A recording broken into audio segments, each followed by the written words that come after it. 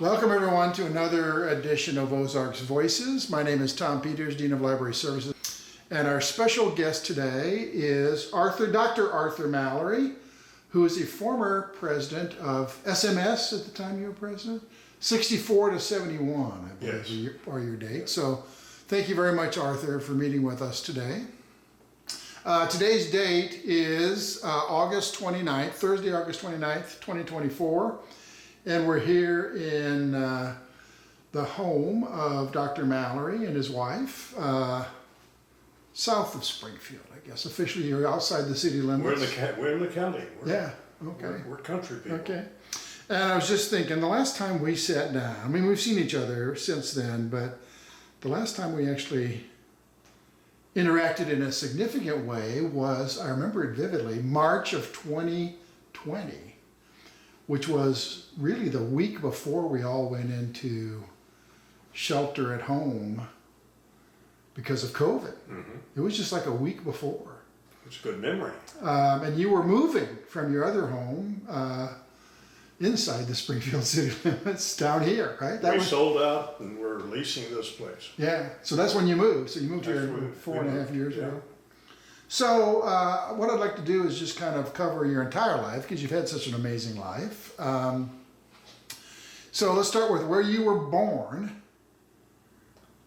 I was born in Springfield at the Springfield Baptist Hospital. Okay. It's located right behind First Baptist Church down on South Street. It's behind there, and it was a nice hospital. It's no longer there, but there are some buildings that were still around at that time. And I was born on the 26th day of December 1932. Okay. And so you were a Depression era baby. I was a Depression baby. December 26th, which just happens to be the birthday of my younger brother as well. So. Well, we're kinfolk then. That's right. There's no getting away from Christmas if you're born on the 26th. We were. My baby sister is 18 months younger than I, and she was born on the 27th of July, and 18 months later. And she was born there. That was the hospital that we used. We were living in Groves Spring, Missouri. It was an 8th grade plus 2 more years. My dad was a teacher there. Mm-hmm. My mother was a teacher there. Mm-hmm. And they had one other teacher. Mm-hmm. And my dad was called the superintendent. He did all the work that the superintendent does to fill out the records and so forth, and send them in to the county superintendent. Back on that day, we had 114 county superintendents, 114 counties, and the city of St. Louis had a county superintendent. Mm-hmm. And so the county superintendent had a lot of responsibilities, and there were 10,000 school districts, plus just a few more, in the state of Missouri. 10,000 school districts. Yeah. And most of them one-room rural schools. Yeah. And both my parents started out teaching in a one-room rural school. My dad was 16 years of age when he started teaching. He had 72 kids in a one-room rural school. Mother had 50 kids in a one-room rural school, and both those buildings are still standing. They're not occupied by anybody, but they're still there. They're still there. Huh? In Wright County. One is right on the county line in Webster and Wright County. That's the Nation School where my dad started teaching. And they both had an 8th grade diploma. And back in those days, an 8th grade diploma plus the county examination, passed the county examination, given by the county superintendent. Then you could teach in the one-room rural schools. And he started when he was 16 years old. 72 kids, one-room rural school. He was 16. Several of the people were older. Back in those days, there was no bus transportation, and big schools were in the county seats and some of the large towns. But Daddy had not graduated from high school. He just had an 8th grade diploma. But he took that examination in the 7th grade, and my mother did the same thing. They didn't know one another at the time. I was going to say they weren't, you know. No, they ended up working in the same school. There were only 3 people, and sparks flew, as they say. Small schools, and they lived in the same county. Yeah. And they met when they started high school in Hartville, Missouri, which was the county seat of Wright County. Yeah. And they graduated in 1926. But Daddy had 72 kids, and some of the students were older than he, several girls, and then a couple of 3 or 4 of the guys were older than my dad. And the girls would just come back to school. The older girls, they would walk to school. Yeah. And that school had most of the modern conveniences. They had an outdoor restroom, but it was the open classroom. Oh. And the 1st, 2nd, 3rd, 4th, 5th, and 6th, and 7th, and 8th grades were all in the same classroom. Uh-huh. Cross-age tutoring was going on. Yes. The older girls and the older kids would help with the younger kids. The curriculum was provided by the state superintendent of schools, and it was a thick curriculum, 1st grade through 8. And if you took a look at that curriculum today, it was a pretty complicated curriculum. And if you could pass the county examination, you were a good student. And both of them, there were 3 levels. There was 1st, 2nd, and 3rd, and they got the top scores. Both of them, good students. And so they started teaching in one rural school. So everybody took that test. Well, if not everybody graduated from the 8th grade. Yeah. Back in those days, but those who graduated from the 8th grade, they had some final examinations to get out of the 8th grade. But the county examination was for teachers, people who wanted to be school teachers. Okay. And it was, in fact, when I was Commissioner of Education from 1971 to 1988, we still gave that county examination for those who were grandfathered in. Really? And we still had a few people who would have to retake it, and so that we could determine that yes, they have the academic background and so forth. Yeah. And if you would pass that test, I one time thought that it was a good idea maybe for us to give that test to all the high school graduates. And then I thought again, because that test is it's geometry. Yeah. Numbers of disciplines that were pretty complicated. Yeah. And a good student. It took a good student to do a good job on that test. Yeah. Wow. You know why? So, what attracted both of your parents to become educators? You know, my dad told me one time, it's a little story. He said somebody asked him what he would like to do when he got older. And he said that he would like to either be the preacher, the teacher, or a lawyer. And he said they were all paid a little cash money. They were all respected, and they all rode a good horse. And so this was part of his thinking. But you know, a lot of school teachers feel a calling to do what they do, and they feel that it's a way to be respected and to provide service. Yeah. And most people go into school teaching to be servants and to be helpful. Servant leadership. And so both my parents did that. Yeah, well, good for them. Daddy taught for 50 years. He was a superintendent of schools most of my life, most of the time that I was living with him and he was living. And my mother was a classroom teacher. And we moved from Grove Springs when I was 18 months, 20 months old, 1934, to Verona, Missouri, and it was a 9-month school. 9 months. It would last as long as the money lasted back in those days. And so Daddy, there were 75 men who made application for that job. And no women, back in that day, no women made application for a superintendent's job. Now principals, but that was another time. Yeah, only men need apply. And everybody was being interviewed by that town, in a small country town southwest of here. Yeah. And it came time for him to be interviewed. And he told me that he got in there, and the board was there, six members on the board. And he said there are only 6 things wrong with the school district. And they're all sitting right here. And he said, what you all have done is you want to run the school. Yeah. Now he said, what you need to do is hire somebody you can trust, that you believe in, that'll do a good job and do what you say. You're the boss. But then you get out of the way and let that person run the school. Yeah.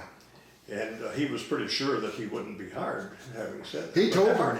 He told him that during the interview. Oh yeah, in his interview. And we spent 10 years there. Wow. From 1934 to 44, the Depression years, and then the war years. Before the war was over in 1945. So in 45, you were 13? I was going into the 6th grade. Okay. Yeah. So during the war years, you were in grade school. You know, that's kind of interesting. I was in grade school all that time. And then when I was in the Army of Occupation. Still, we were occupying Germany after the Second World War. Yeah. So I was in Germany in the Army of Occupation for about a year before we gave Germany back to the German government. What year was that? Do you remember? Well, I graduated from SNS in 1954. Okay. Joanne and I got married. She was still in school at SNS, and I had finished. I was went into the Army on the 10th day of August in 1954. Okay. And I did my basic training in Fort Bliss, Texas. I did a school in Fort Lee, Virginia. 600 people in the class, and they were all college graduates with the exception of a few kids, young 17, 18-year-old kids who passed real work, that had a high score on an examination that they gave. Uh-huh. And then I went to camp to Kilmer, and then off to Germany, and spent a couple of years in Germany. So what was Germany like? So that would have been 10 years after the hostilities ended. You know, we lived in Munich. Joanne came over and lived with me for that period of time. Many of the buildings were bombed out, but they were cleaned up. Yeah. If you can, the skeletal and so forth. But Munich was a lovely town. It was in Bavaria. Yeah. And I worked for a 2-star general who was in charge. We were the housekeepers for the southern part of Germany, of SACOM, Southern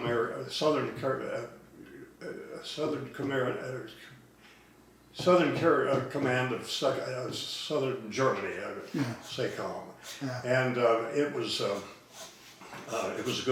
good duty.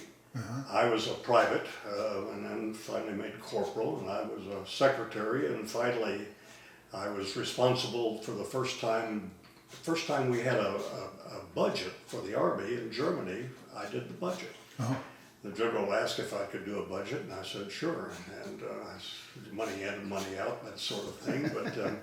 But I did the budget for the command. You were the budget officer. I was a corporal, and I did the budget working with the general staff. But that's the first year that the Army had to have a budget in Germany. Before that, they just said we need 700,000 pairs of boots, and Yeah, it was Congress just authorized that. But centrally we funded. had to have a budget. So what was the mood of the German people when you were there? Good. It was good. I had taken a year of German at SMS from Frau Dr. Annalou Blair, and it was High German, and it wasn't country German. Yeah. And I thought, this is not going to ever do me any good, but it's okay. It's good. And so I got to Germany, and surprisingly, my German came back, and so I was at least about average in my German language. And so I lived on the German economy, and I worked in the concern in McGraw concern in Munich, Germany. But the attitude of the German people was pleasant. When I finally started to come home, and I'd sent all my civilian clothes back home, I was in a uniform.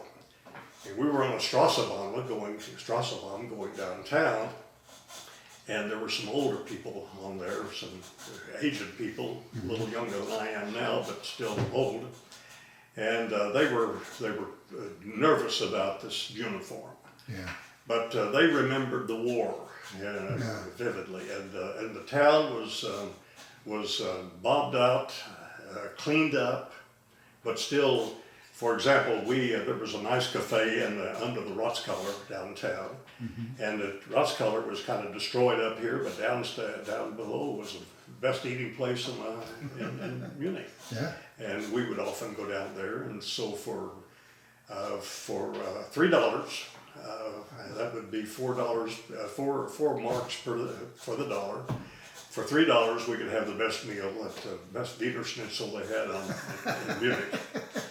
We enjoyed the years in Germany. Yeah. Then we came back, and I went to graduate school from there. So you went to graduate school at the University of Missouri? Yes. Yeah, okay. And you ended up going on and getting your PhD. So was the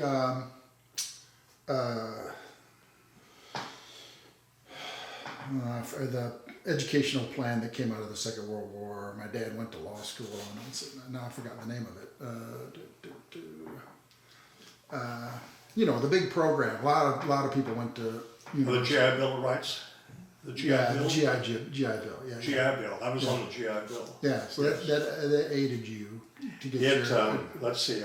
My income when I got out of the Army, I had the GI Bill, which was $137.50 a month, as I recall, and I also was I was the flunky for my major advisor, $100 a month, to come into his office and do a few things for him. Yeah. I also got a job as an assistant to the superintendent of schools, and they paid me half of the starting teacher's salary and that was about $200 and something a month. And then I was the director of the International House. We had 60 men who'd been from about 30 different countries who lived with us, and most of them were graduate students. Joanne, I was 23 at the time, and Joanne was 2 years younger, and she was kind of the house mother. And we were the International House parents, and I worked with all the deans there at the university with helping with the students. I would go out to the airport and meet a couple of guys coming in from Hungary, spoke no English. I spoke I didn't speak their language, but I could tell that they were hungry and so forth, needed a place to stay, and so we provided some help for those people. Yeah. And it was a good 3 years and 4 summers that I was there. I stayed 3 years and 4 summers, and full-time student, and I had these little jobs as well. Yeah.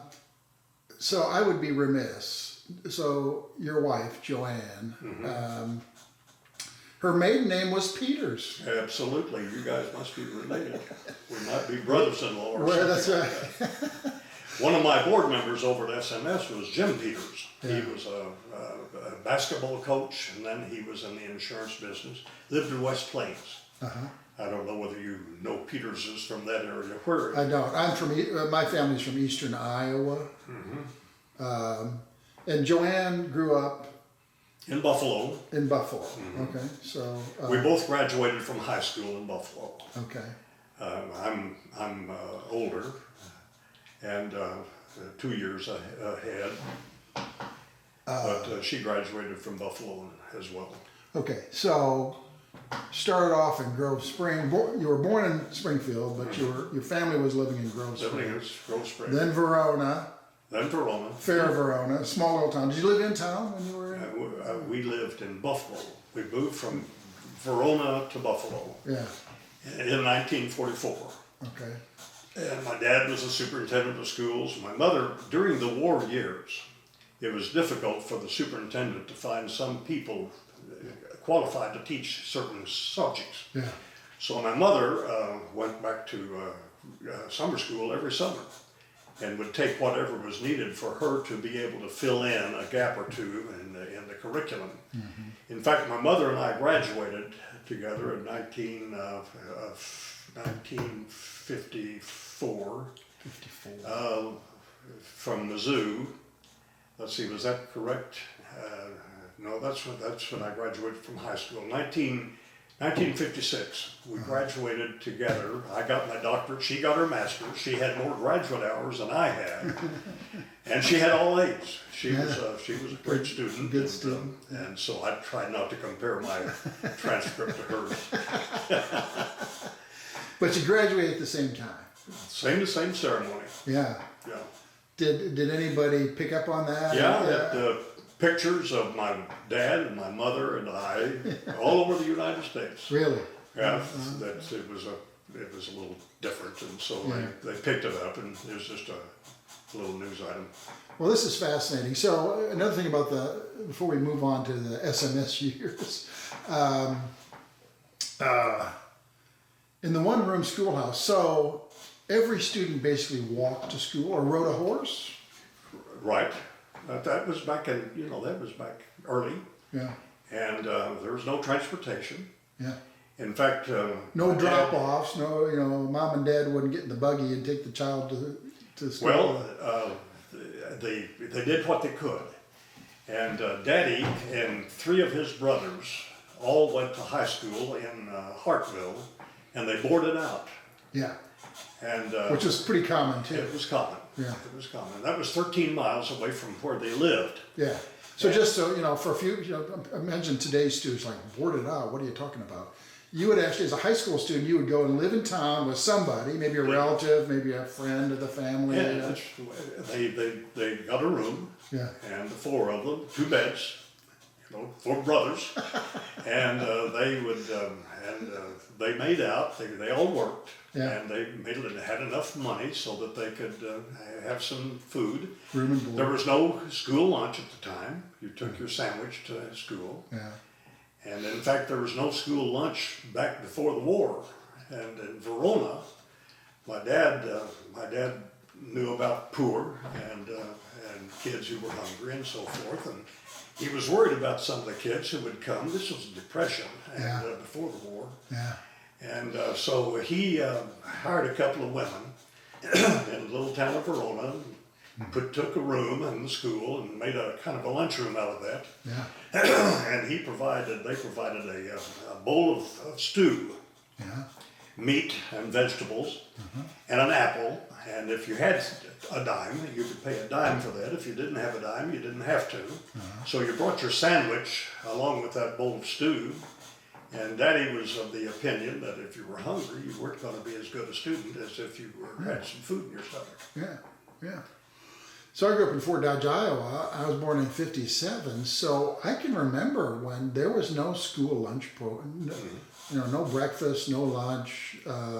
That came after the war. Until I was about in 5th grade. That was a a result of the Second World War, the school lunch program. Now, there may have been other places Right. around that did. It just didn't happen overnight across the nation. But this was the commodities would come into the school, and the cafeteria would fill up with students, and they provided school lunch. Yeah, yeah. So again, that's been And we still, and we now we serve breakfast. breakfast for a lot of and lunch. kids, Yeah. And sometimes I think during the summer months they even provide some take-home lunches and things. So,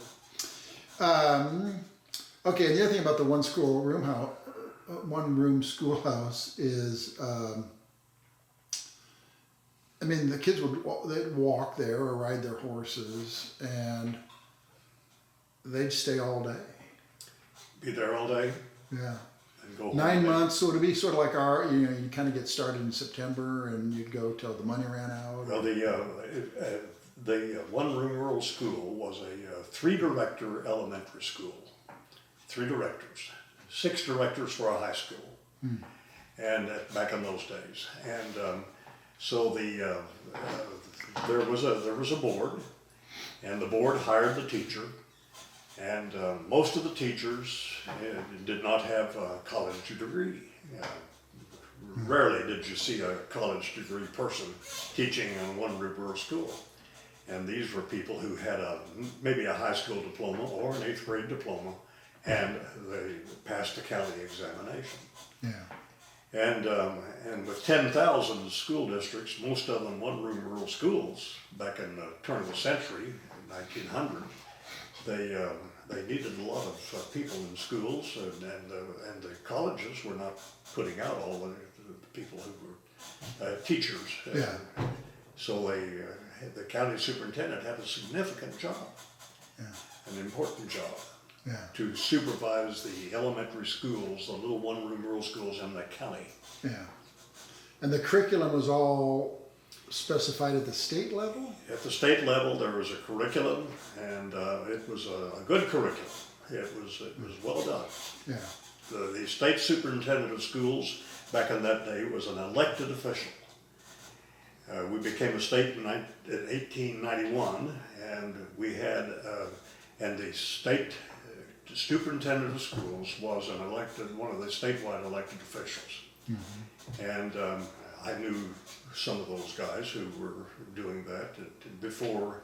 That was in 1945. The Constitution changed, and no longer did we have the state superintendent of schools elected by the people. We had a state board of education appointed by the governor, confirmed by the Senate, 8 members, no more than 4 from any one political party. Yeah.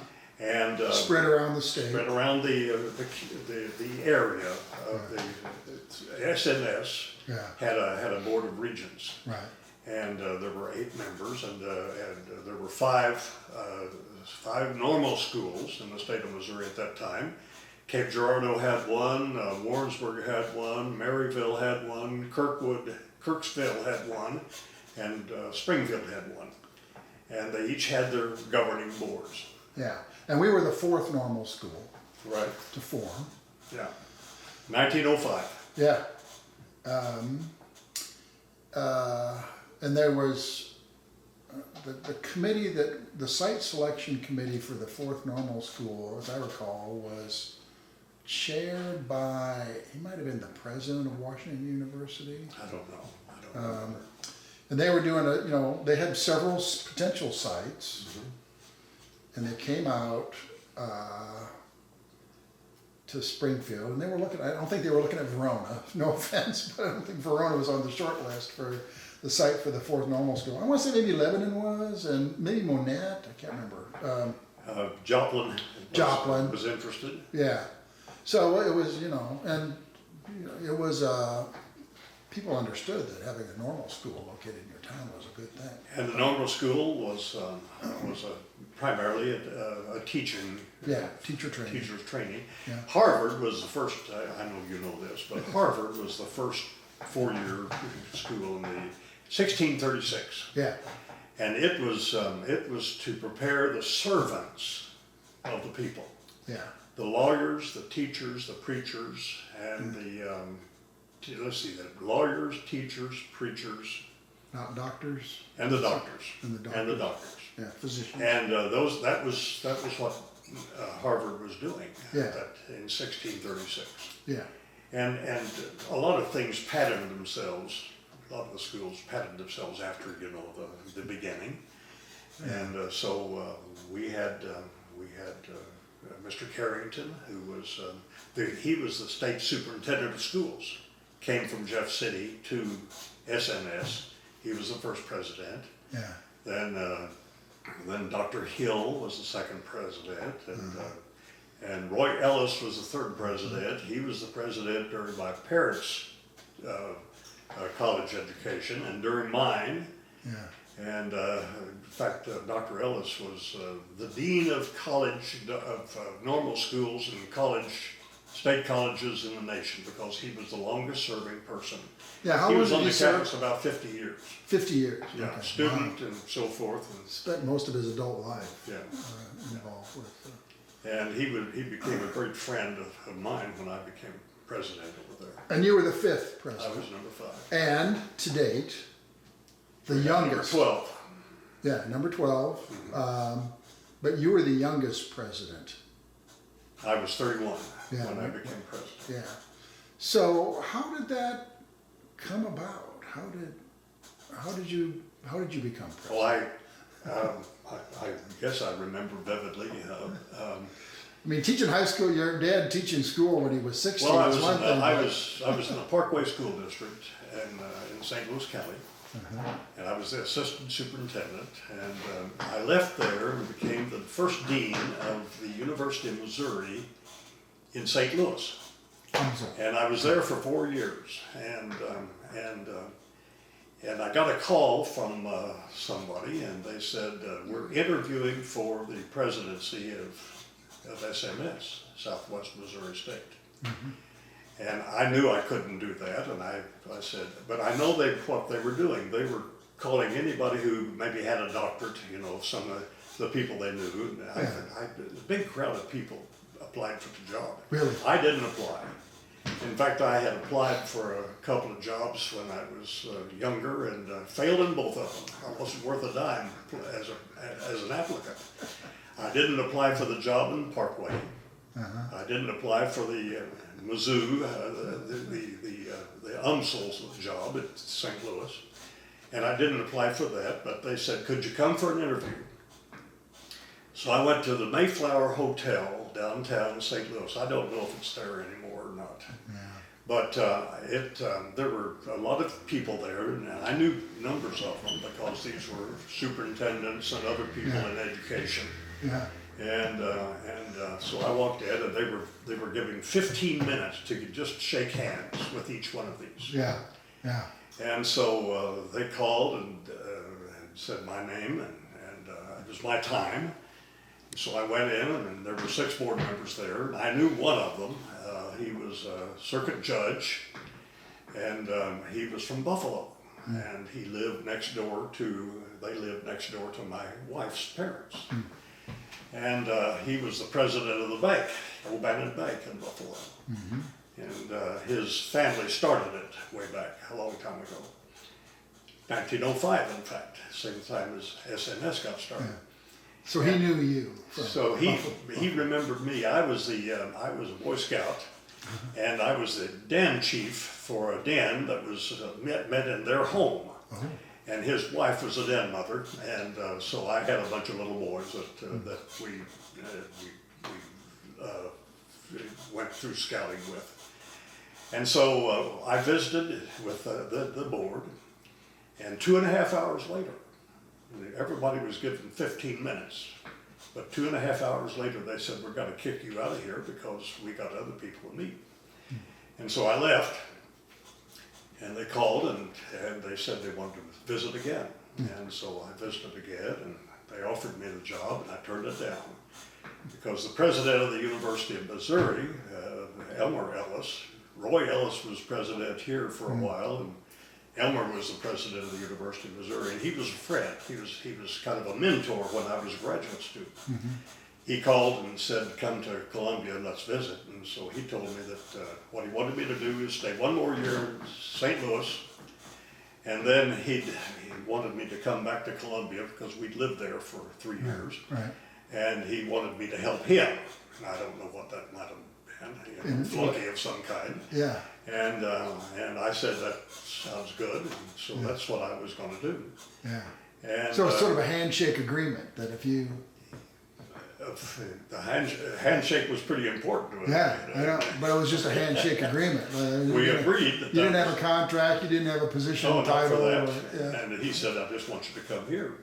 But then the board at SNS got a hold of me again, and so my dad advised that, well, why don't you come down here and try to do a good job. Yeah. So I took the job. And that was November of '64 that you became president? 1964. Yeah. In fact, I have a thing, I have a Boy Scout picture of a scout leader, and it was said, a day to remember. I was just looking at it a while ago. And it was, that was given to me by the Scout Council here when I was inaugurated on the 26th of March, 1965. Okay. So we had a little inauguration and so forth. And but it was a pleasant period of time. My days here were during the 60s. Yeah. There was a lot going on in the country. In the Pretty 60s. turbulent time. Very turbulent. A lot of social change. Vietnam was going on. Many schools had some difficulties. Yeah. Here in Missouri, they burned a building on WashU's campus. At one point, there was big set-ins and kind of taking over the president's office and places. And we didn't have much of that. I felt like it was important for the student body, and we were growing very rapidly during those years. Yeah. SMS, good transportation from Springfield to St. Louis and Springfield to Kansas City. I made a lot of speeches. And I got around over the state, and people would be curious, and so they would maybe send their kids this way. But we were growing fast, and I decided that it was important for the students to believe that I could recognize them in the dark. And I thought anonymity on a college campus is not a good thing during the 1960s. So I shook every hand on the campus. I got out, picked up waste paper. And somebody asked me, what do you have to do to be a good president? And I said, shake a lot of hands and pick up the waste paper. That'll do it. Just get other people to So you were just like, get out. You get out there, and go around the state. I made a lot of speeches extolling the virtues of SNS, and people responded. Yeah. They were kind. So what was your favorite? So you were president for About 7 years. About 7 years. What was your favorite memory of being president? Favorite thing? Yeah. I don't know. It was, somebody asked Cliff Smart, what he liked, and he liked a lot of it, Yeah. I enjoyed myself as president. I tried to shoot a little basketball at lunchtime if I could get away, and the guys would let me in to play 5-on-5 or 3-on-3. And I had a two-handed set shot I could hit. And that was important. You were be able to hit that two-handed set shot. Kids would come over at noon hour to McDonald Arena and watch us play ball. Yeah. And, now, did you do free throws? Again, people that younger people won't even understand this. Eddie Matthews believed in that kind of a free throw. And he was our coach in Buffalo. My dad hired him from Mooresville. And I remember the interview my dad had. We were having a junior high tournament. And I was helping. I was in the high school at the time, and I was carrying ice and soda pop and filling the stuff out. And here came, and the foyer of the high school was noisy, and people were coming in with their teams and so forth. And here came Eddie Matthews from Mooresville, and he had on a jacket and a tie. And every one of his kids, junior high, had on ties. They had on white shirts and ties. And their hair was combed, and they all stood quietly back at the back of the back. And Mr. Matthews went up to the desk and entered the tournament. And my dad, that was the interview. My dad decided that we didn't have a coach. And this was my dad's second year in Buffalo. And so he took Mr. Matthews around to the board, and they hired him. He went to work in Buffalo, and he was there until 1953. And then he came to SNS. He was a coach at SNS. But anyway, my dad interviewed him because he'd had a good group of kids who were thoughtful, they were quiet, they were disciplined. He thought that was pretty good for a coach. Yeah. So I have to ask the other question. What was your I didn't really answer your question. What was? Well, I always sort of summarize by saying just getting out and about on campus and around the state, and I spent a lot of time meeting on with campus. students and parents, and being out and about. And Which I think you probably have that in common with Cliff Smart. I think he really enjoyed getting Yeah. out and about. What was your worst memory of your presidency? We had at one time there. We had some guys who were acting out a little bit, and so I kicked about 5 kids out of school. And the faculty met and put them back in, and I overruled the faculty, and peace prevailed. But there was a contract out on my life in Kansas City. Really? And I was worth $10,000, if you can believe it. There was a contract out on your life. Was this part of the quote unquote Kansas City mob? Whatever was going on, it was, I don't know. And but the FBI learned about this. Really? So they called Mickey Owens, who was our sheriff. You know who I'm talking about? Well, I don't Baseball catcher. Yeah. And he was sheriff in Greene County. Yeah. And they called him and said, we need to have some help with this. And so the sheriff's office gave me a deputy sheriff's ticket. So I was a deputy sheriff in Greene County for about 19 weeks. And the highway patrol and the police, the Springfield police and the sheriff's office, they were around, and they guarded the house. Really? Where we lived. And Kind of so surreptitiously, they'd be sort of parked on the corner. they were overt about it. Oh, yeah. They had cars parked there, and so during that time, I was out in the evenings all over the campus, and it was a little tense, but nothing happened. You were never assaulted or? One young man, somebody, and I think I knew who, threw a Molotov cocktail into the boiler room, and it didn't do anything, but it just irritated the tar out of me. Of course, that could have been very damaging, hurt somebody. Could have been a disaster. So I called some people in Springfield and I said, I need $10,000 as a reward for anybody who can find out who that was. And I thought I knew who. Yeah. But everything got quiet. And Yeah. so that was a little period of time that was Joanne. I was going to ask, what did Joanne make of this? She was distressed by that. Yeah. But nobody was hurt. Yeah. And so we got through that period. Yeah. But that was a little period. Yeah. And the students that were acting out, it was because of? What happened was they went into a full professor's classroom and demanded to take over the classroom and make some speeches.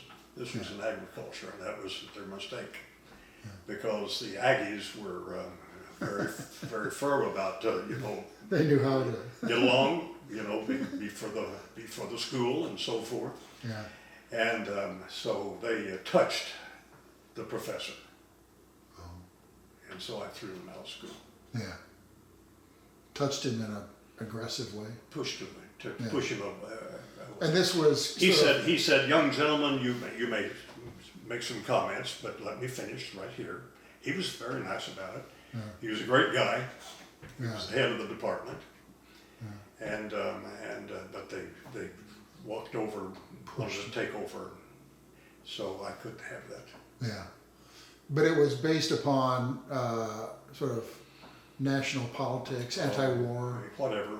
Yeah. Whatever gets in somebody's craw. I don't know, I know precious little about the Students for a Democratic Society, SDS, but were they active on campus? Mm-hmm. They tried to be active, but it didn't. It kind of fizzled. The interesting thing was that mob politics, mob violence, mob stuff. It really is just 3 or 4 or 5 people maybe here who are acting it on. Some people are standing around watching. Yeah. So it looks like a mob. And then some other people are just walking by, and if you don't watch out, you think the whole world, Chicken Little, the sky is falling. And so you had to just keep in mind who that was. And it was a small group on most campuses, and nobody would remember that now. No. Nobody knows about it. It was a different time. It was a different time. It was a different time. Well, let's move on. After your SMS years, you went on to become the State Commissioner of Education. Yes. For 18 years. So, I don't want to take too much of your time. We're coming up on an hour here. This has been fascinating, but what highlights from those 18 years as the Commissioner of Education? Well, Which was appointed at that point. It's appointed by the state board. Yeah. The governor does not appoint the Commissioner of Education. Now, the governor is important, and Now, how did you get that job? I was going to joke. I was going to say, did you ever apply for a job in your entire life? I didn't apply for that job. Okay. So really, you never applied for any job? I didn't apply for any job I had. I did apply for a superintendent's job when I was about 26, and wisely they didn't hire me, and it's a good thing they didn't for me. And then I applied for another job in education, and I didn't get it. Yeah. And that was back when I was about 27. Yeah. And But any job that you ever held, today we'd call it headhunters. We're looking for talent. The board was looking for kind of a local guy, Yeah.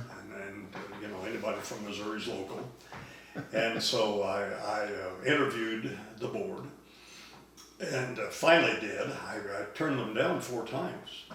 They called, and finally they called Russell Newport, who was the president of my state board, of my school SMS's board, and Russell was a good friend, and he owned dime stores all over the countryside at the time. And he said, well, Arthur, the president of the state board called him, said, we're the big board, and he should come up and visit. Yeah. So he said, go visit with him and then come on back and let's keep on going on. So I did go visit. Jeff City? I visited in St. Louis. Oh, they had a meeting in St. Louis. Okay. And my dad made the observation. He said, son, if you stay here at SNS, your boys will never have to mow the yard. And you'll be treated like a king. Or you could maybe go up there in Jeff City and do some things that need to be done. Yeah. Now, my dad was a superintendent of schools. He knew education. And he knew, he knew education better than anybody I knew. And his advice was you'd have more you'd provide better service and have more of an impact. And so I took off, took a cut in salary, and went to Jeff City. And we stayed there for those years, and I enjoyed the work. There were several things that we did that were useful. Back in those days, in early 1970s, I went there in '71. Yeah. there was no special education in Missouri except in a few spots, and there was no public law requiring special education. Yeah. And there was no federal law, there was no state law, but I knew that this was something we had to fix. Yeah, so what did, again, for our viewers down over the years, what would a parent of a special needs child do? They did what they could. Maybe they would, now my dad was a pretty visionary local superintendent of schools. So he had a former county superintendent in a classroom with kids who were not good learners. They were special needs people. Yeah. And they could come to school and he had a classroom for them, but that was not required. Yeah. So I asked one of my colleagues in Jeff City, how many special education groups, how many family groups, and how many special needs groups are there? There were 66. Oh. So we invited all 66 of those families that they would gather. If you have this problem with a kid, yeah. maybe 8 or 10 families would know about it, and so you'd work together and try to do something. And so we invited them to Jefferson City, and I furnished the coffee and the milk and the donuts. And we were meeting on the 14th floor of the Jefferson building, big room, and it was full, and people were commiserating about their children's needs. What was the move? Were they demanding action? They were used to having their children unserved, and they were just distressed. Yeah. And so I said, well, why don't you all trust us? And we'll try to write a good legislation, a good bill, and we'll see if we can get that through the General Assembly. So one of my college graduates, Dr. Leonard Hall, he graduated with us. He's 6'6", big blonde kid, and he came to play basketball, but he had bad knees, so he couldn't play basketball. And so he was one of our student body presidents, and a great kid. And so he got his doctorate when he was about 23, and he did it in audiology, and he was a special education type guy. So I had hired him to be our special education assistant commissioner. And he got some people together in the conference room, the boardroom next to my office in Jeff City, and it's still there, and the office is still there, and they wrote House Bill 474. And I went in one day and I said to them, I'd like for you to put in that bill something for the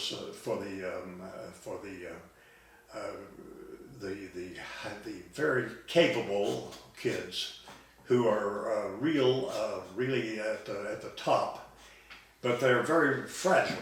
The very gifted kids are fragile because everything mitigates against the kid keeping his gifts. Let's all do it the same way. Let's be here at the same time. Let's all move this way and that way. And society doesn't really understand this really gifted person. Yeah. So we have a little squib in the special education law for the gifted. And a guy from St. Louis, a milk truck driver, Jim Mulvaney, haven't thought of that name in years. Jim Mulvaney came over to see me, and he said, Mr. Mallory, I'd like to carry your bill in the House. And I thought, I didn't know how influential he would be and so forth. Well, he did a great job, a perfect job. We got that thing through the General Assembly in one session without a dissenting vote. Could we do that today? For anything. Exactly. And we got money. And so Missouri was the first state with a required special education program for all the children of all the people, regardless of their need. And this became a model nationally. Well, House Bill 474 was the model that the Public Law 94-142 followed, and that was the federal law. Yeah. How long, what was the gap in years between those, roughly? Not too long, Really? because it was time. Yeah. It was kind of So like, even at the national level, they knew that there was a need that was not being met. and I could smell lawsuits coming. People were, how do you get service for your kid when nobody will provide them? Yeah, Well, go to court. yeah, And you could smell that. yeah. And Jack Danforth was my attorney. He was Attorney General at the time, before he became United States Senator, and so in fact, he was my attorney when the Commissioner of Education was sued for segregated schools. Mm-hmm. The first lawsuit in Missouri for schools, and this is a big deal for me. It was in the Kinloch School District in St. Louis County. It was an all-black school, and they sued because they were segregated, and so a federal judge was a really good judge, and they brought a suit, and we tried to get through that, and without too much pain, but I had a meeting with the superintendents in the county, in St. Louis County, and their lawyers had their school board presidents, and Jack Danforth went with me to the meeting, and I said, now we're going to lose this. It's time, and we can't have segregated schools. We need to be integrated, and so there are some things that we can do that maybe will mitigate against our having this suit go forward, and they were determined that we would win, and that they would beat that. And I asked Jack, what do you think will be the sequence? And he outlined it perfectly, and that was exactly what happened. So one day I got on the phone after we'd lost the suit. I got on the phone with the judge, with the federal judge, a real good guy. And I said, does a school teacher ever give a federal judge any advice? He said, wait a minute. And I heard him shuffling paper and pencils, and he said, okay, go. So I dictated to him what I thought would be appropriate relief. And that's what he ordered. So we did away with 3 or 4 school districts. We had 1 school district. We named the board, named the superintendent, set the tax rate. Now, he didn't have the authority to do that, but nobody argued with the federal judge, and that's what he did. And that was the first desegregation lawsuit in Missouri. The second one was St. Louis, and the third one was Kansas City. And we lost them all. And we being I was sued. If they wanted to sue education, they sued the Commissioner of Education. Yeah. Yeah. But in your heart of hearts, you wanted to lose. Well, of course, we needed to do that. Yeah. We needed to do that. It was, it kind of makes your heart hurt when you think about the problems the minorities had to go through to get some kind of good treatment. Yeah. It's been a long struggle. Yeah. Not over. Yeah. And so during my years in the commissioner's office, that was something that we did. Yeah. We also started early childhood education back in those days.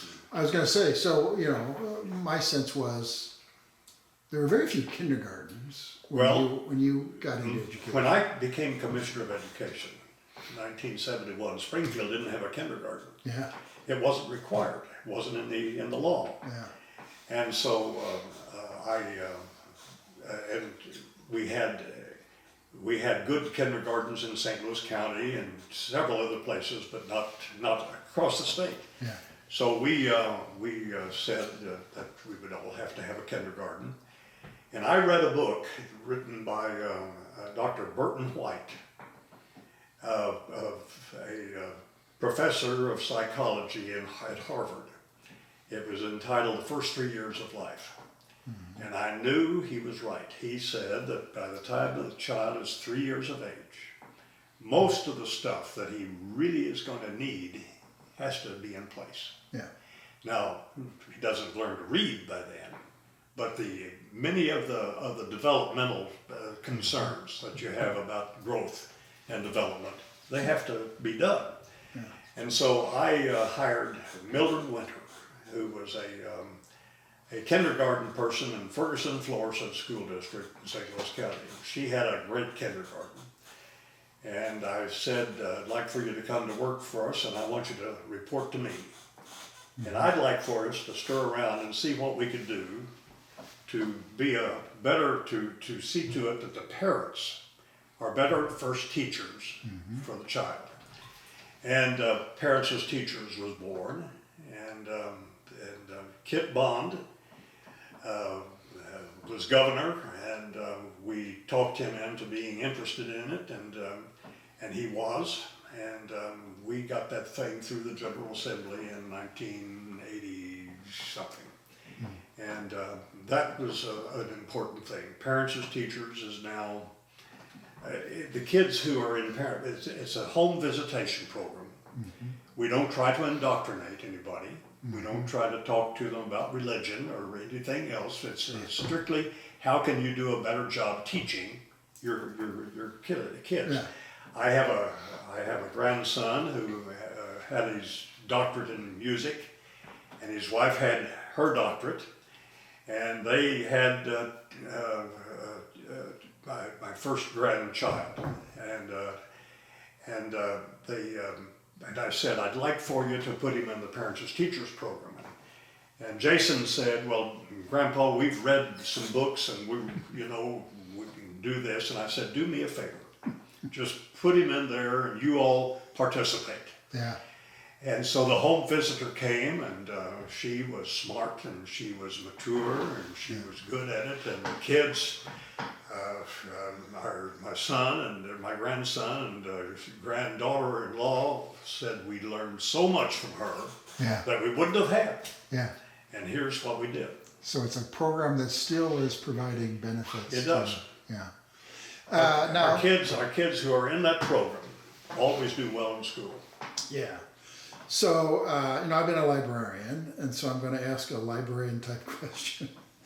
And I'm not an educator, so Sure you are. you can Everybody's an educator. you can rebut at will.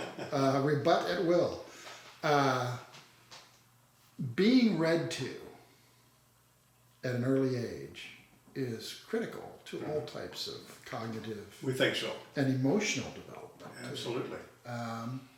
So I can remember my mother reading to me, my mother taking me to the public library in Fort Dodge, Iowa, and also teachers reading to us. And I remember, I think I was in maybe 6th grade, where like on a Friday afternoon, where, the teacher sort of knows that they're losing control of their class because the weekend's coming, she would read to us in the 6th grade, which is, I still remember it fondly, So what are your thoughts about that? Getting books. And again, Dolly Parton was just in the news this week because she's got this get books into the home. There are books in the home. We've got books behind you here. Just getting books in the home is so vital to My dad was a superintendent of schools, and when I was a baby, the book salesman would come through. Yeah. And they would nearly always leave a book for me and my dad, and give him a book. Yeah. And we had books, children's books back. In fact, I have one of my early children's books. I still keep mine too. The artwork was about this big, a little bitty picture. Now the artwork is half the book, and it's beautiful. Yeah. But I learned to read over the radio. George Earl Wilson was the man on the street in the square. Yeah. And he was on KWTO. Didn't he have a parrot? He had a wooden parrot on his shoulder. Well, you've never talked to him. No. But he was very popular, Yeah. And on Sunday mornings, he would read the comics. Yes. About 7:30 in the morning. And when I was 3 and 4 years of age, I'd go out and get the paper, come in, and I would flop those comics down, and George Earl would read the comics to You could us. figure out which one he was reading. And Cats and Jammer Kids, you know, and, or Buck Rogers, or District Attorney, you know, Yeah. and I would read along with him. And pretty soon I was able to read the comics without George Earl reading them to me. I'm going to take a quick photograph of And you. my dad and mother never told me that I could read, and I didn't. But You didn't know you could I read. I could read the comics. You could follow along. And so many years later, I was making a speech, and there was George Earl Wilson sitting there. It was a Kiwanis Club, and I said, my reading teacher is in your Kiwanis Club. And so I told this story, and he gave me a pin with his name on it, you know. And he was a super popular guy. Yeah. He lived to be in his 90s. Yeah. But he taught me to read. Yeah, George Earl Wilson. He was a big part of KWGO. Keep watching yes. the Ozarks. Oh, yeah. He and Slim Pickens Wilson and Yeah. Goo Goo Rutledge That's and Bill Ring and Zed Tennis is one of my favorite fiddlers Good. from Yeah. Ava. So that was quite a time. They had quite a stable of entertainers and talent, really, Yeah. just broad-based talent in there. Well, we need to wrap up, unfortunately, but anything else you want? It's not, you know, we've kind of talked, we ranged widely across your various life experiences. what have we accomplished here? I don't know. I've enjoyed the discussion, and Yeah. thank you for taking the time. Well, what an amazing life you've had. And Well- I'll be like, you know, thinking about this for at least the rest of the day is like, he never applied for any of the positions that he had Well, in his life. I never applied for a position I had, Yeah. Wow. but that doesn't really mean a lot.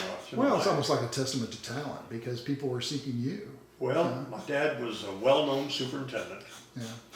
And so when I was a little kid, I would go with him to meetings. Yeah.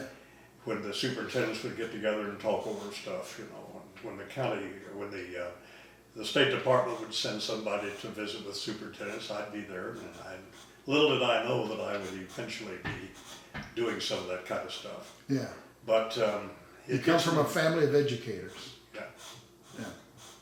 And you've done great things. No, I've had awfully, you know, one skill that I always did have was I could hire people smarter than I, and that wasn't hard to find.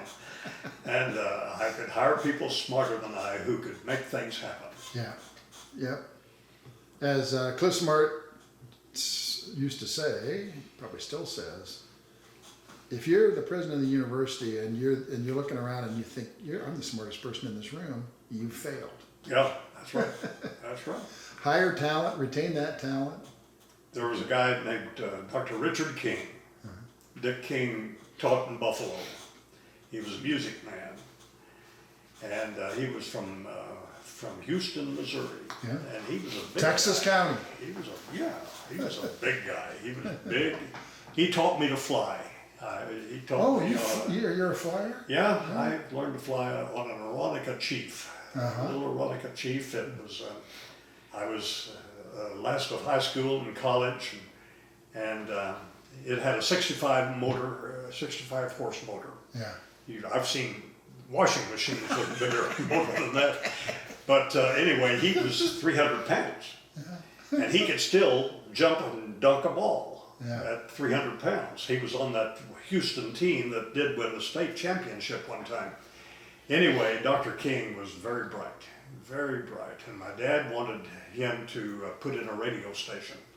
So Buffalo had a radio station for years, and it was countywide, and they taught a lot of people to do radio stuff and do communication stuff, and they went out and got jobs.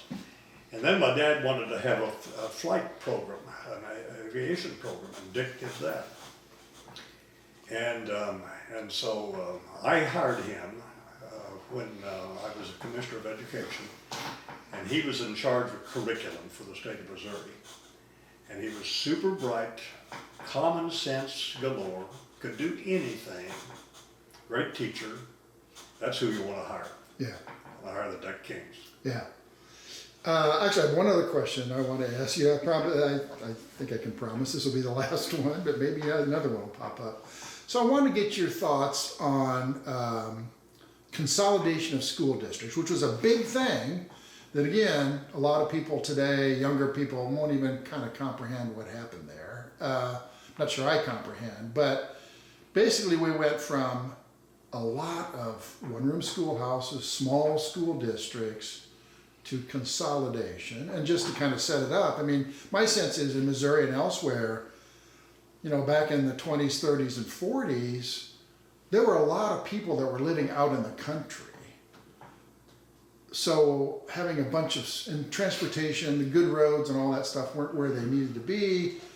And so that's why you had, you know, I don't know how many there were in Greene County. I would say probably 100, you know, school districts. Well, when we went to Buffalo in 1944, there were 57 school districts in the county. Yeah. Dallas County.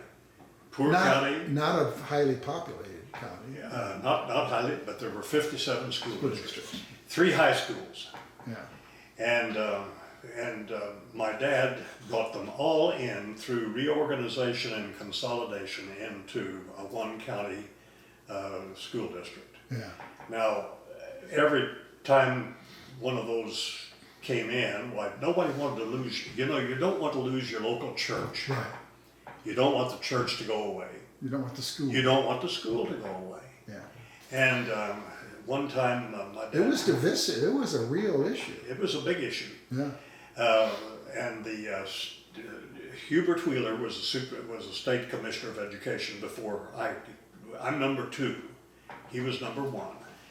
And he put together a committee, and my dad was in charge. He was the chair of the reorganization committee, and they recommended that they do away with the county superintendent and do away with do the things that were needed to get consolidation going. Yeah. And that was in 1952. So the people who were county superintendents could fill out their term, but then there was no more county superintendent in that county. Mm-hmm. And so that was going on. My dad brought all those 57 school districts into one school district. And he called one day and said, would you like to go to Long Lane with me tonight? And so we were living in St. Louis County. Mm-hmm. And this was when I was in the Parkway School District, and I said, sure. So we drove home, and I went out there, and I didn't know what was going on, but I liked the people in Long Lane because they were friends, and I played ball with them and so forth, and they all came to high school in Buffalo, but they had their own elementary school. It was a nice little elementary school. Yeah. And so there were cars and trucks all over the school ground. And the all-purpose room was totally filled with people. And they were all smoking.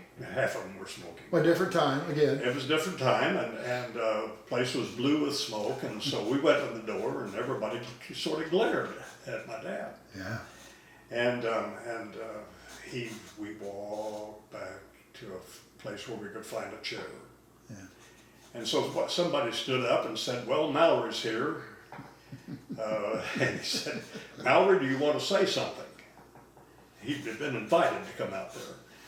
And so Daddy got up and he walked slowly all the way up to the microphone. Mm-hmm. Nice microphone. And he looked around and he said, well, I know everybody in the crowd. He said, I've had all of your kids in school. And he said, you really have good kids. Your kids are smart, and they're hardworking, they're honest, and I've loved your kids, and I've helped get most of them into college or into where they want to go. Yeah. Now he said, we got the vote coming up on Tuesday, and he said, I want you to vote it down. Vote it down. Vote it down. Don't come into Buffalo. Oh. Keep your school. Vote it down. He said, if you voted to have it, I'm going to have to send a reading teacher out here, a specialist who helps with the reading program. And we're going to have to send some music teachers out here to help with your music program. Right. He said, we're going to have a librarian out here and enhance your library. He said, it'll be expensive for the school district, vote it out. And he left. I had to tag along behind him, and I thought, man, I've never heard my dad do that kind of thing. And so I called him on Tuesday after the vote was in, and I said, well, how did the vote go? He said, well, there were 3 votes against it. And he said, I know 2 of them are just confused. I know 2 of those people, but he said, maybe we had 1 vote. One person. And so he just talked them into coming to the Buffalo schools by telling them, don't do it. Don't do it. So, my sense of and it was better education. yeah. So my sense of they had more opportunities. exactly. It was more about opportunities. Yeah. And also, I don't know what to call it, efficiency. You know, it's just easier, Well, it's more efficient, yeah. more effective to have a consolidated school than a bunch of smaller schools. You know, you didn't need 57 school districts Yeah. in Dallas County, And you had the transportation infrastructure in place to make it happen. and it did. Yeah. Yeah. I mean, is that it in a nutshell? Opportunities, efficiencies, infrastructure to make it happen. And that was so long ago that people don't remember any of that. You know, people don't Yeah. recall that. But, so if anybody watches this interview, I think it's the Springfield C18 school district, consolidated 18. I don't know, a lot of times you'll see schools will still identify themselves. Yeah. The C stands for consolidated. I don't know what the number stands. Ours reorganized. Oh, reorganized, Yeah. yeah, okay. Dallas County is a reorganized. Oh yeah, I had the wrong, it's R18, C, R2. Yeah, and reorganized. yeah. Yeah, reorganized really means consolidated. Right. It's like, you know, when corporations say, well, we acquired that. Yeah. Or we merged, well, you really acquired, you know. And you know that. R, yeah. So it's still in their names, R18, I think is for Springfield, is R18. Reorganized school district number something. Yeah. Whatever. How was that number? Was it chronological? I don't know. or- I don't remember. Okay. But But it was a big deal. It was a big deal. It was a big deal in Missouri, it was a big deal in Iowa, it was a big deal in a lot of It states. was a big deal across the country. Yeah, it was almost like a revolution in education. And we've had a lot of things like that in our social makeup in this country. Yeah, Change is constant. We'll always have change. And churches have change, you know. Yeah. A lot of churches are declining. yeah, Should a couple of declining churches get together and do some things together? And yeah, the answer to that is maybe. probably. Yeah. So yeah, change is the constant. So